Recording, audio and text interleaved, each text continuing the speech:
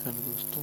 तो हम लोगों ने इसके पहले वाले में वीडियो में आयन मंडल के बारे में और बहिर्मंडल के बारे में पढ़ लिया। इसमें वायुमंडल की संरचना, उसके स्रोत और सारे। इसमें देखो आयन मंडल में हमने क्या क्या पढ़ा था। थोड़ा सा रिव्यू। DEFG लेयर पढ़ा था, स्पोडिक कैनले और एप्लेटन लेयर पढ़ा था आयन मंडल में। और समताप मंडल में मदर्स ऑफ क्लाउड कुछ था करके, मदर्स ऑफ पर्ल क्लाउड और नोक्टिलूसेंट क्लाउड पड़ा था उसमें मध्यमंडल में। और आपका आयन मंडल में लेयर DEFG और बहिर्मंडल में जो है तापमान निरंतर 800-5800 डिग्री सेल्सियस तक बढ़ गया। आज हम पढ़ेंगे वायुमंडलीय तापमान के बारे में। तापमान क्या होता है? ऊर्जा, उष्मा ऊर्जा की माप होती है तापमान। हमारा वायुमंडल भी उष्मा ऊर्जा से युक्त है, इसे वायुमंडलीय तापमान कहते हैं। मतलब तापमान क्या होता है? उष्मा ऊर्जा की मात्रा को ही तापमान कहते हैं। और हमारे वायुमंडल में भी उष्मा ऊर्जा पाई जाती है और इसे वायुमंडलीय तापमान कहते हैं। तो वायुमंडल में तापमान ही उष्मा ऊर्जा कितने कितने स्रोत, कितने रूपों में पाई जाती है? इसके स्रोत कौन कौन से हैं? तो 5 तरह के स्रोत हैं। एक तो विकिरण ऊर्जा, गतिज ऊर्जा, स्थितिज ऊर्जा, तापीय ऊर्जा, गुप्त ऊष्मा। तो वायुमंडल में जो तापमान पाया जाता है वो कितने ऊर्जा के रूप में, कितने प्रकार पाया जाता है? एक तो विकिरण ऊर्जा के रूप में, एक गतिज ऊर्जा, एक स्थितिज, एक तापीय एवं गुप्त ऊष्मा। तो एक बार मेरे साथ बोलिए। विकिरण, गतिज, तापीय, स्थितिज, गुप्त ऊष्मा। तो ये 5 प्रकार के हो गए। अब विकिरण में कैसे कैसे पाई जाएगी?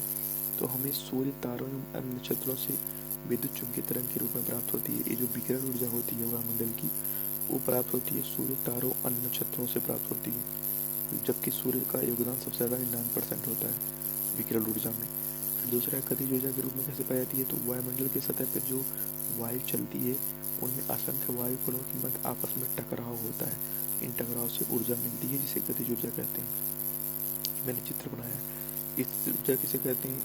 पृथ्वी, देखो पृथ्वी का सतह गुरुत्वीय शक्ति की वजह से जो भार आरोपित होता है, वायुमंडल इस पर भार लगाता है। ये जो वायुमंडल है इस पर भार लगाता है पृथ्वी की सतह पर, जिससे मुक्त ऊर्जा को स्थिर ऊर्जा कहते हैं। मान लिया पृथ्वी सतह है और ये वायुमंडल का जो है इस पृथ्वी पर भार जो है उससे स्थिर ऊर्जा से जो मतलब स्थित है भार इसका, इस पर स्थित है पृथ्वी की सतह पर, और इससे एक प्रकार की ऊर्जा मुक्त होती है जिसे स्थिर ऊर्जा कहते हैं। और तापीय ऊर्जा तो बहुत सारे कारक हैं, जैसे भूतापीय ऊर्जा, मतलब पृथ्वी के अंदर की ऊर्जा जो हो गई उससे पृथ्वी की वायुमंडल की ऊर्जा बनी हुई है। रेडियो विखंडन से मुक्त ऊर्जा जो है उससे भी वायुमंडल की ऊर्जा बनी हुई है। मानवीय क्रियाओं से मुक्त ऊर्जा, ये सारे जो है वायुमंडल के तापमान के स्रोत हैं।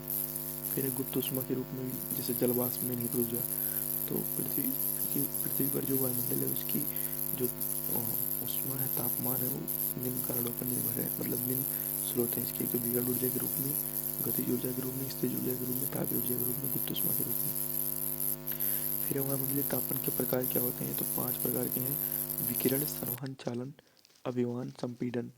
विकिरण मतलब होता है विकिरण, रेडिएशन, कन्वेक्शन, संवहन, कंडक्शन, चालन, अभिमान, संपीड़न। तो विकिरण क्या होता है, संवहन क्या होता है, चालन क्या होता है? जैसे मान लिया एक बर्तन ले लिया है मैंने, तो बर्तन की मान लिया हम यहाँ आग लगा रहे हैं, मतलब यहाँ पे आँच जो है यहाँ पे लग रही है। तो धीरे धीरे क्या होगा, एक कण तो यहीं रहेगा लेकिन धीरे धीरे इसके कणों से होते हुए तापमान यहाँ पे भी सेम हो जाएगा कुछ देर बाद। तो इसको क्या कहते हैं कि चालन हो गया, यहाँ से यहाँ तक चालन हो गया। और यहाँ पे बर्नर है, वही जो आग लगी हुई है बर्नर है मान लिया नीचे। फिर इसमें जो जल है, जल के जो पास वाले जल हैं, जो सतह के मतलब जो बर्तन है उसके पास में जो जल है नीचे, वो क्या होंगे, गर्म होंगे। तो गर्म होकर के ऊपर जाएंगे और जो ऊपर वाले ठंडे हैं वो नीचे आएंगे।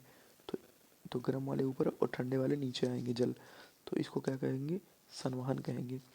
और जो जल का सबसे ऊपर है, यहाँ से विकिरण ऊर्जा निकलेगी ऊपर से, तो उसे कहेंगे विकिरण। तो इस प्रकार जो है एक ही चित्र में हम तीनों चीज़ देख लेंगे। एक बार इसको जूम करके मैं आपको दिखा देता हूँ। देखो देखो, ये हॉट वाटर ऊपर जा रहा है, कोल्ड वाटर नीचे आ रहा है, ये संवहन है।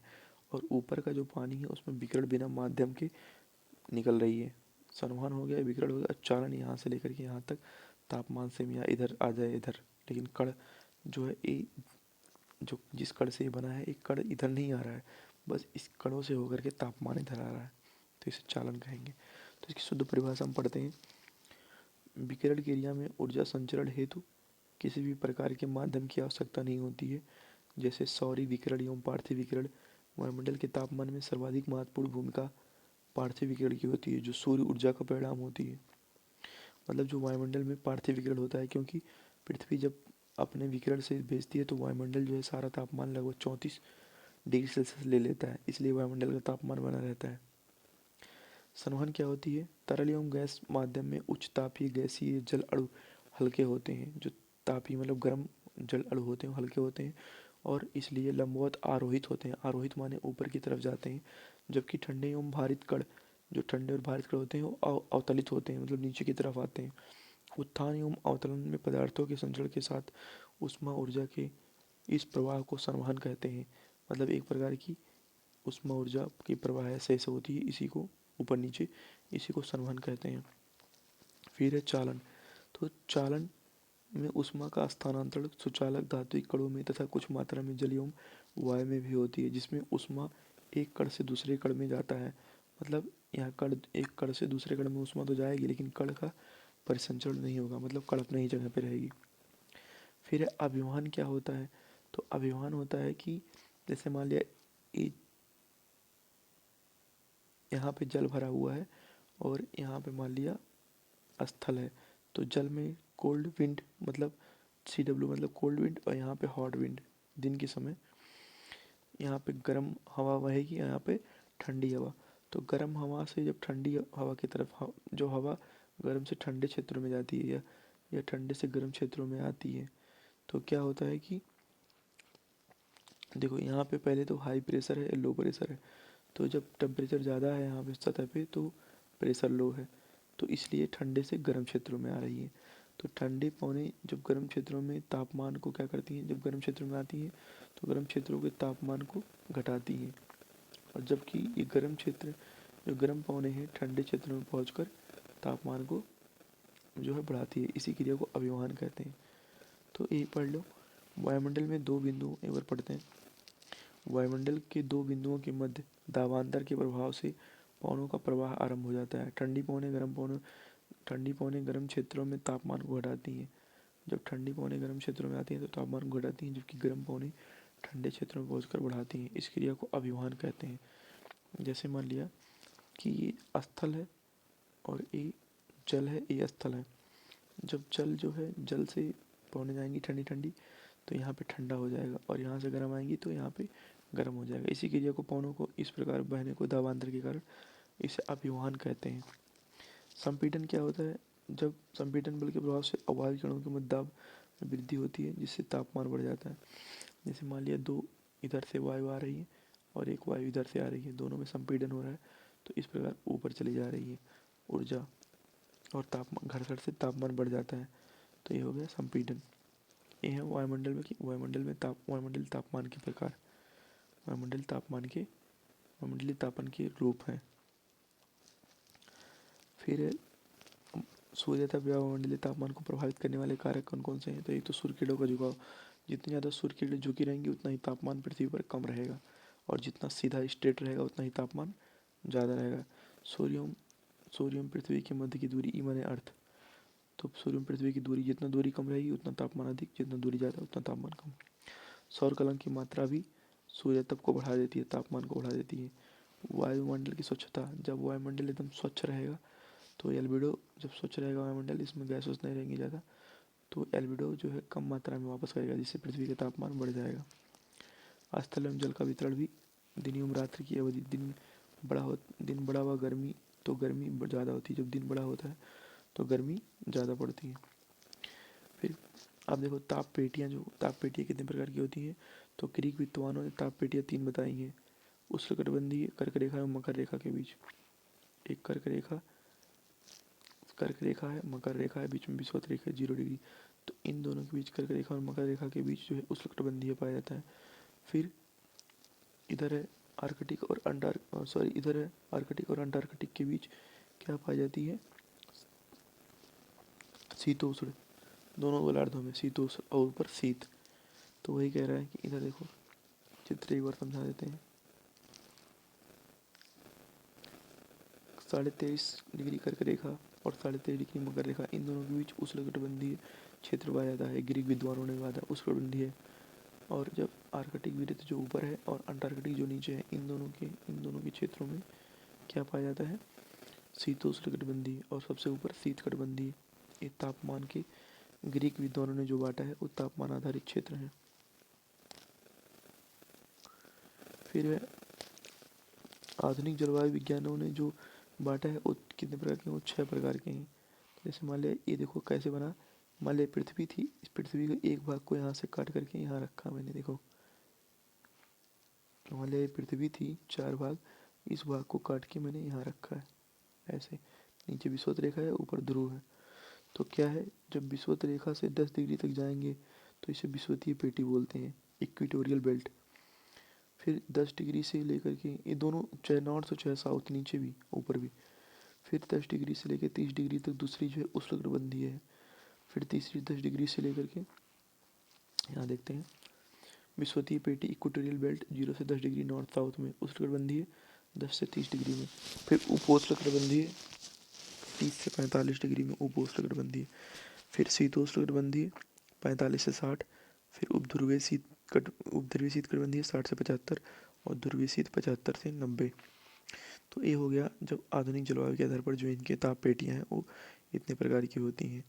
पहली हो गई विषुवतीय पेटी, दूसरी हो गई उष्णकटिबंधीय पेटी, तीसरी हो गई उपोष्णकटिबंधीय पेटी और चौथी हो गई, सॉरी एक बार अब से देख लेते हैं फिर से। हाँ सही बताया था। पहली हो गई विषुवतीय पेटी, दूसरी हो गई उष्णकटिबंधीय, तीसरी उपोष्ण, चौथी शीतोष्ण और पांचवी उपध्रुवीय, छठवीं ध्रुवीय। ये तो ताप पेटियाँ हो गई किसके अनुसार? जलवायु विज्ञान के अनुसार। और जो ग्रीक विद्वान उन्होंने 3 बताया था। फिर है तापमान विसंगति क्या होती है? तो ऐसा माना जाता है कि एक ही अक्षांश, मान लिया इस अक्षांश पे 0 डिग्री अक्षांश पे तापमान समान रहना चाहिए, लेकिन क्या क्या होता है कि यहाँ मान लिया पर्वत हो गए, कहीं जल हो, फिर पठार हो गए, कहीं जल हो गया, तो इससे क्या होता है तापमान में अंतर रहने लगता है। एक ही अक्षांश पर तापमान में अंतर आना तापमान विसंगति कहलाता है। एक बार पढ़ देते हैं। सामान्य दृष्टि से किसी एक अक्षांश पर प्राप्त होने वाला तापमान दैनिक रूप से समान प्राप्त होना चाहिए, लेकिन प्रत्येक अक्षांश पर भौगोलिक स्थलाकृति के कारण तापमान में विभेदन पाया जाता है। जैसे एक ही अक्षांश में उपस्थित सागर तथा पठार के कारण तापमान भिन्न भिन्न होते हैं, इसे ही तापमान विसंगति कहते हैं। तो ये हो गया तापमान विसंगति। फिर है वायुदाब पेटियाँ। दाब वायुमंडलीय दाब क्या होता है? तो पृथ्वी की सतह पर वायुमंडल के द्वारा जो अध्यारोपित दाब होता है उसे वायुमंडलीय दाब कहते हैं। एक वायुमंडलीय दाब होता है लगभग 1.03 किलोग्राम पर सेंटीमीटर स्क्वायर, 14.7 पाउंड पर इंच स्क्वायर, 76 सेंटीमीटर पारी की ऊंचाई और 1013.25 मिलीबार। ये 4 मानक होते हैं वायुमंडलीय दाब की। तो वायुमंडलीय दाब कहते किसे हैं? पृथ्वी की गुरुत्वीय शक्ति के प्रभाव से उसके चारों ओर विभिन्न गैसों का आवरण समूह के रूप में पाया जाता है, जिसे वायुमंडल कहते हैं। और यही वायुमंडल के द्वारा सागर तल या पृथ्वी की सतह पर आरोपित कुल भार या वायुमंडलीय दाब कहलाता है, जिसका मापन वायुदाबमापी बैरोमीटर या एनरोमीटर से किया जाता है। इकाई क्षेत्रफल में इसका 1.03 किलोग्राम पर सेंटीमीटर स्क्वायर, 6.7 पाउंड पर इंच स्क्वायर, 76 सेंटीमीटर पारे की ऊंचाई बराबर और 1013.25 मिलीबार के बराबर होता है। वायुमंडलीय दाब को प्रभावित करने वाले कारक क्या क्या है? मतलब वायुमंडलीय दाब क्या होता है? तो टेम्परेचर की इनडायरेक्टली प्रोपोर्शनल होता है। मतलब टेम्परेचर बढ़ाएंगे तो प्रेशर घटेगा, टेम्परेचर घटाएंगे तो प्रेशर बढ़ेगा, मतलब वायुमंडलीय दाब बढ़ेगा। टेम्परेचर हाइट के भी व्युत्क्रमणानुपाती होता है। मतलब हाइट जब बढ़ाएंगे तो टेम्परेचर जो है घटेगा, प्रेशर जो है घटेगा। और हाइट जब, इसलिए वायुमंडलीय दाब ऊपर जाने पर नाक से खून बहने लगता है, क्योंकि वायुमंडलीय दाब कम होने लगता है। और फिर जलवाष्प की मात्रा भी इनडायरेक्टली प्रोपोर्शनल होती है पी के। वायुमंडल की स्थिति क्या होती है? वायुमंडल की स्थिति माने कि जब वायुधारा ऊपर की तरफ जाती है तो वायुदाब घटता है, क्योंकि तब जब ऊपर की तरफ जाएगी, मान लिया एक सतह है, सतह पर लगने वाला दाब ही वायुमंडलीय दाब है। तो जब वायु ऊपर चली जाएगी तो दाब तो कम ही लगेगा ना, तो दाब कम हो जाएगी। और जब नीचे आएगी तो ये भी दाब लगाएगी वायु, तो दाब बढ़ जाएगा। ये वायुमंडल की स्थिति हो गई। अब वायुमंडलीय पेटियाँ कितनी है? वैसे तो 7 प्रकार की पेटियाँ हैं, लेकिन अगर हम ऐसे बांटेंगे तो 4 ही प्रकार के होंगे। जैसे कि मान लिया मैं बताता हूँ इसको। देखो, हिमालय पृथ्वी है, ठीक है। तो पहला विषुवतीय निम्न दाब पेटी, बीच में जो 0 डिग्री है वो विषुवतीय निम्न दाब पेटी है। 0 डिग्री नहीं कहते हैं, ये 10 डिग्री से नॉर्थ से लेकर के 10 डिग्री साउथ तक के बीच का जो विषुवतीय क्षेत्र होता है उसे विषुवतीय निम्न दाब पेटी कहते हैं। अभी निम्न दाब क्यों है, अभी इसको भी समझाएंगे आगे। उपोष्ण उच्च दाब पेटी, फिर 10 डिग्री 30 डिग्री से 35 डिग्री के बीच में नॉर्थ साउथ दोनों तरफ 30 डिग्री 30 डिग्री नॉर्थ की तरफ उपोष्ण उच्च दाब पेटी, और 30 से 35 डिग्री नॉर्थ साउथ दोनों की तरफ उपोष्ण उच्च दाब पेटी पाई जाती है। फिर उसके ऊपर उपध्रुवीय निम्न दाब पेटी और उच्च दाब पेटी, ध्रुवीय उच्च दाब पेटी, तो 4 है। एक 10 डिग्री से लेकर के नॉर्थ साउथ दोनों, यह है विषुवतीय निम्न दाब पेटी। फिर दूसरा है उपोष्ण उच्च दाब पेटी, फिर तीसरा है उपध्रुवीय निम्न दाब पेटी, और चौथा है ध्रुवीय उच्च दाब पेटी। तो यही चारों हैं। अब इसमें कैसे कैसे जो है क्यों लो प्रेशर है, क्यों हाई प्रेशर है, इसको भी देखेंगे। तो पहले तो अभी इधर देख लो, ये जो चित्र बनाया है मैंने, ये है विषुवतीय निम्न दाब पेटी। फिर दूसरा जो चित्र बना है, ए वाला और ए वाला, ये दोनों है उपोष्ण उच्च दाब पेटी। फिर है उपध्रुवीय निम्न दाब पेटी, उपध्रुवीय निम्न दाब पेटी, फिर ध्रुवीय उच्च दाब पेटी, ध्रुवीय उच्च दाब पेटी 75 से 90। तो ये वायुमंडलीय दाब पेटियाँ हैं। इसकी उत्पत्ति, विषुवतीय निम्न दाब उत्पत्ति के कारण क्या है कि विषुवतीय निम्न दाब पेटी क्यों उत्पत्ति हुआ। तो एक मिनट देखते हैं कितना है, फिर इसके बाद बताएंगे। थोड़ा सा बचा है। तो विषुवतीय निम्न दाब पेटी उत्पत्ति कारण, क्योंकि सूर्य विषुवत रेखा पर सर्वाधिक लंबवत होता है, तो इसलिए जब टेम्परेचर हाई रहेगा तो प्रेशर कम रहेगा, इसलिए विषुवत रेखा पर निम्न दाब पेटी रहता है। और इस पेटी में व्यापारिक पौने अपसरित होती हैं, ऊपर की तरफ जाती हैं व्यापारिक पौने, तो जिससे दाब कम हो जाता है। इसके प्रभाव क्या होते हैं कि साल भर जो होता है संवहन के कारण सघन बादलों से निर्माण होता है और दोपहर के बाद वर्षा होती है। यह है विषुवतीय निम्न दाब पेटी का प्रभाव। और इसमें नोट में लिखा है कि जब 5 डिग्री नॉर्थ से 5 डिग्री साउथ के जो विषुवत रेखा होता है उसे वहाँ अत्यंत शांत पेटी पाई जाती है, इसे डोलड्रम कहते हैं। और इस पेटी में व्यापारिक पौने अभिसरित होती हैं, जिसे अंतः उष्णकटिबंधीय पेटी कहते हैं। फिर उपोष्ण उच्च दाब पेटी, यहाँ उच्च दाब क्यों होता है, क्योंकि ऊपरी क्षोभ मंडल में ठंडी एवं ऊपरी वायुमंडल का निरंतर अवतलन होता है, ऊपर जाने से निरंतर अवतलन होता है। तो अवतलन के कारण यहाँ पे उच्च दाब पेटी निर्मित होती है। और यह गति के कारण से उच्च दाब पेटी है, गति के कारण से, क्योंकि इसमें गति होती है पौनों की, संधारा की। प्रभाव क्या है कि वायु का अवतलन है, इसलिए यहाँ सालों भर बादल खुला रहता है और शुष्क वायु प्रवाहित होती है। संसार के सभी उष्णकटिबंधीय मरुस्थल इसी पेटी में आते हैं। उष्णकटिबंधीय मरुस्थल किस पेटी में आते हैं, उपोष्ण उच्च दाब पेटी में आते हैं। फिर है नोट, इस पेटी को हॉर्स लैटिट्यूड या अक्षांश कहते हैं। उपोष्ण उच्च दाब पेटी को अक्षांश कहते हैं, क्योंकि ये देखो, ये अफ्रीका है, अरब पेनिनसुला से घोड़ा लेकर जहाज से यहाँ आते थे यूरोप में व्यापार करने। तो एक समय ऐसा आता था, यहाँ पे आता था कि दाब बढ़ने लगता था, तो नाव डूबने लगती थी, एक एक घोड़ा निकाल के फेंक देते थे। तो इस घोड़ा निकाल कर फेंकने के लिए इसे अक्षांश कहा गया। फिर है उपध्रुवीय निम्न दाब पेटी, 60 से 65 डिग्री के बीच जो होती है। यहाँ पे क्या होता है कि कोल्ड विंड जो लो प्रेशर है, यहाँ से ऊपर की तरफ अवतलित होती है। इस पेटी में ठंडी ध्रुवीय पूर्वा एवं गर्म पछुआ पौने अपसरित होती हैं। इसमें गर्म पछुआ पौन अपसरित होती है, मैंने ऊपर की तरफ जाती हैं। पछुआ गर्म एवं हल्की होने की वजह से वाताग्र के सहारे आरोहित होती हैं। गर्म एवं हल्की होती हैं तो ऊपर की तरफ जाती हैं। ऊपर जाने से क्या होता है कि पृथ्वी की सतह से दाब कम हो जाता है। इसका प्रभाव क्या होता है, चक्रवात के रूप में लगभग साल भर वर्षा होती है। फिर है ध्रुवीय उच्च दाब पेटी। तो ध्रुवीय उच्च दाब पेटी क्या होता है, उत्पत्ति के कारण क्या है।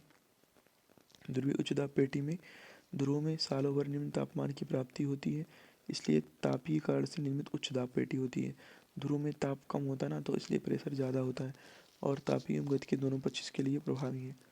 नोट क्या है, विषुवतीय पेटी में वायुमंडल सर्वाधिक निम्न दाब, मतलब वायुमंडल का सर्वाधिक निम्न दाब कहाँ होता है, विषुवतीय पेटी में, और सर्वाधिक उच्च दाब ध्रुवीय पेटी में होता है।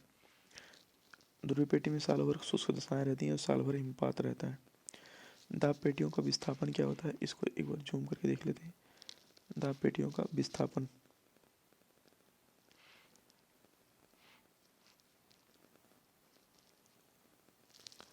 पृथ्वी अपनी अक्ष पर झुकी हुई सूर्य की परिक्रमा लगभग 1 वर्ष में पूरा करती है। सूर्य की आभासी विस्थापन दोनों गोलार्धों में कर्क रेखा एवं मकर रेखा की तरफ होता है, जिसे जिसे क्रमशः उत्तरायण या दक्षिणायन कहा जाता है।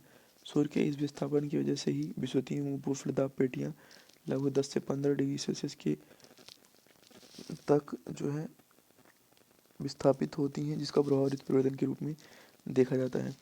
तो दाब पेटियों का विस्थापन क्या होता है? ये होती हैं दाब पेटियाँ। पृथ्वी जो है जब घूर्णन करती है मकर रेखा सूर्य रेखा इधर की तरफ, तो इनका जो है आभासी विस्थापन प्रतीत होता है। इसको मुझे भी समझ नहीं आया, एक बार देखना पड़ेगा, सर ने लगता सही समझाया नहीं होगा।